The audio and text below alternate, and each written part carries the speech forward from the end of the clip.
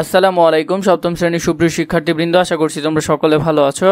এখন শুরু করব তোমাদের ডিজিটাল প্রযুক্তি বইয়ের 96 নম্বর পৃষ্ঠা থেকে। ছকটা আমরা পূরণ করব। চলো শুরু করি। আগামী সেশনের প্রস্তুতি। কিভাবে বন্ধু নেটওয়ার্কে আরো শক্তিশালী এবং গোপনীয় করা যায়, তার জন্য তোমার কৌশলগুলো লিখে আনবে। আর আমরা বন্ধু নেটওয়ার্ক থেকে কি কি সুবিধা পেতে পারি তা লিখব। বন্ধু নেটওয়ার্ককে আরো শক্তিশালী করার কৌশল। আরো শক্তিশালী করার কৌশলগুলো লিখতে পারো। একে, নেটওয়ার্কের গোপনীয়তা রক্ষা করা, তথ্যকে এনকোড করে পাঠানো মানে চেঞ্জ করে পাঠানো,